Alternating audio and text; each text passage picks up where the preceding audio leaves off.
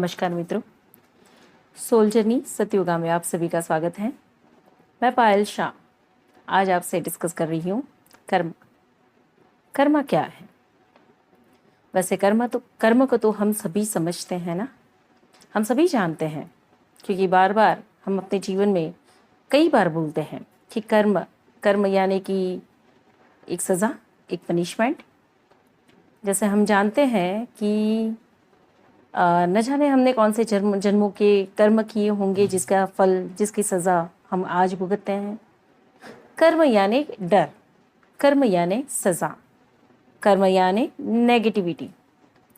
कार्मिक पर्सन यानी कि भाई दूर रहो उससे। कार्मिक पार्टनर यानी कि नफरत करो उससे। हम कर्म को सिर्फ इतना ही जानते हैं, कर्म को हम सिर्फ इतना ही समझते हैं। बहुत बार मैं कह चुकी हूँ, कर्म यानी कि कर्मा, कर्म यानी कि कर्म, कर्म कर्म यानी कि एक्शन, काम। आप जो भी करते हैं, अच्छा बुरा, वो आपका कर्म है। अब कर्म कैसे होते हैं उसे भी हम समझ चुके हैं। 5 आपकी जो कर्मेंद्रिय है, 5 आपकी ज्ञानेंद्रिय है।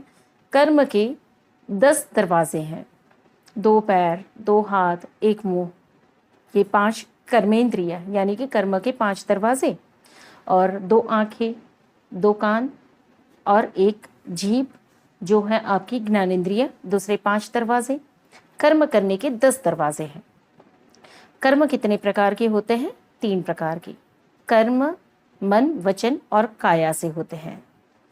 मन, वचन और काया के कर्म, जिसमें हम समझते हैं मन के कर्म, जहाँ पे अच्छे या बुरे भाव जुड़ते हैं, नेगेटिव और पॉजिटिव फीलिंग्स होती हैं, वो मन के कर्म है। वचन के कर्म, आप अच्छा या बुरा, प्रेम से या गुस्से से, तिरस्कार से, नफरत से आप बोलते हैं। किसी को अच्छा लगता है, किसी को बुरा लगता है, किसी को दुख होता है, किसी को पीड़ा होती है, या किसी को प्रेम का अनुभव होता है, यह आपके वचन के कर्म है। किसी के लिए दुआ मांग ली या किसी को गाली दे दी, या आपके वचन के कर्म हो गए। और शरीर के कर्म, अब चलते हैं, खाते हैं, फिरते हैं, किसी की मदद कर लेते हैं, किसी के लिए कुछ कर लेते हैं, किसी का काम बिगाड़ देते हैं, या आप जो पैसा कमाने के लिए, रोटी कपड़ा और मकान के लिए जो भी करते हैं, वह भी शरीर के कर्म है। तो कर्म के प्रकार हो गए 3, मन, वचन और काया के कर्म। इसके अलावा कर्म के और 3 प्रकार हैं, जिसे कहते हैं संचित कर्म, प्रारब्ध कर्म और क्रियामंड कर्म। संचित कर्म, प्रारब्ध कर्म और क्रियामंड कर्म।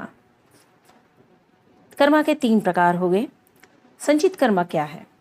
हर जीवन में आपने जो भी कुछ किया, जितने कर्म किए, अच्छे या बुरे, जो भी अकाउंट्स बनाए, उसमें से कुछ ऐसे कर्म हैं जो स्टोर होते रहते हैं, जो अभी फलीभूत नहीं हुए हैं। बहुत गहरे और चिकने कर्म होते हैं जो फलीभूत नहीं होते हैं एक जीवन के दरमियान। कुछ ऐसे बीज बोए जो उस जीवन में फलीभूत नहीं हुए, वो आपके साथ संचित कर्मा के रूप में आपके डीपर सबकॉन्शियस में बैठकर जीवन के बाद के जीवन तक चले आते हैं। न जाने कितने जीवन साथ चलते हैं। हो सकता है पिछले जीवन में बांधा हुआ एक कर्मा इस जीवन में खुल जाए और शायद आप उसके परिणाम भुगत ली, तो वो संचित कर्मा कम हो गया। पर हो सकता है कि उस कर्मा का पकने का समय ऐसा नहीं आया है, या ऐसे संयोग नहीं बने हैं, तो इस जीवन में, पिछले जीवन में बांधा हुआ ये कर्मा इस जीवन में नहीं खुलेगा। तो हो सकता है वो आपके साथ जीवन के कितने पड़ाव तक चलेगा, इसके बाद के जीवन, इसके बाद के जीवन। और कभी एक समय ऐसा आएगा, एक जीवन ऐसा आएगा जहाँ पे सारे संयोग इकट्ठे हो जाएंगे और वह कर्मा फलीभूत हो जाएगा। जो संचित कर्मा है वो हर जीवन के इकट्ठे हुए ऐसे कर्मा जिसका परिणाम अभी तक आपको नहीं मिला है, वो है। कभी भी फलीभूत हो सकते हैं उसके समय और संयोग इकट्ठे होने पर। और इसके साथ है प्रारब्ध कर्मा, इसके बाद है प्रारब्ध कर्मा। प्रारब्ध कर्मा, संचित कर्मा के अकॉर्डिंग आप अपना प्रारब्ध लेकर आते हैं। तो माँ बाप, समाज, संजोग, परिस्थितियाँ, पैसा, प्रेम, सब कुछ आप अपने प्रारब्ध में लेकर आए हैं। संचित कर्मा के अकॉर्डिंग इस जीवन में आप प्रारब्ध कर्मा को लेकर आते हैं। प्रारब्ध कर्मा इस जीवन में आपको जो मिला है वो है। इस जीवन में आप यहाँ से जो भी क्रिएट करेंगे, आप यहाँ से जो भी क्रिएट करेंगे वह वापस डिपेंड करेगा, वह आपका क्रियामन कर्मा में जाएगा या संचित कर्मा में जाएगा। पर प्रारब्ध क्या है? भाग्य। प्रारब्ध कर्मा आपके सामने जो सर्कमस्टेंसेस आए, जो परिस्थितियां आई, उसके अंदर आपने जो पुरुषार्थ ऐड करके कोई नया कर्मा जनरेट किया, वह आपका प्रारब्ध कर्मा बन जाएगा।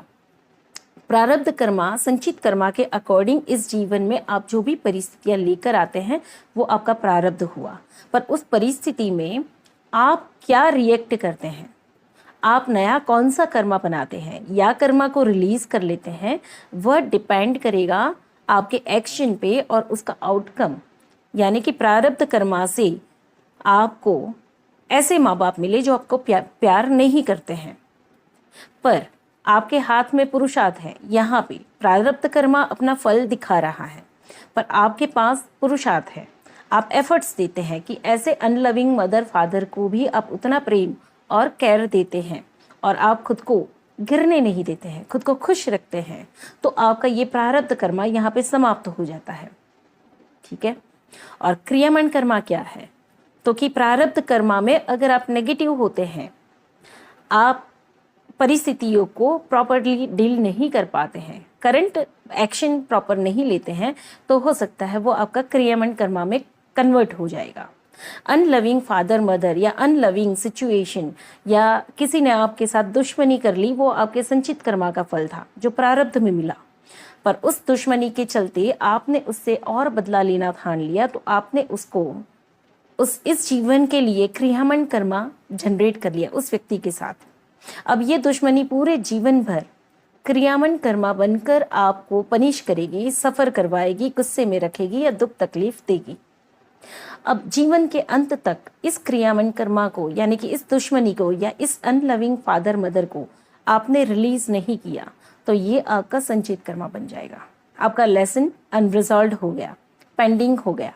अब यहाँ से आप ये शरीर छोड़ेंगे, आने वाले नए जीवन में इन्हीं लेसन्स को लेकर संचित कर्मा के रूप में आप अपना प्रारब्ध जनरेट करेंगे, उसी के हिसाब से जीवन जिएंगे, उसी में फिर क्रियामन कर्मा आप डेवलप करेंगे और उसी के बाद वापस वो संचित कर्मा में कन्वर्ट हो जाएगा। तो ये कर्म की साइकिल एक दूसरे के साथ कनेक्टेड है, जुड़ी हुई है। इस विषय पे और गहराई में हम आगे भी समझेंगे। फिलहाल इतना ही। मेरे साथ जुड़े रहिए सोल जर्नी सत्युगा में। नमस्कार।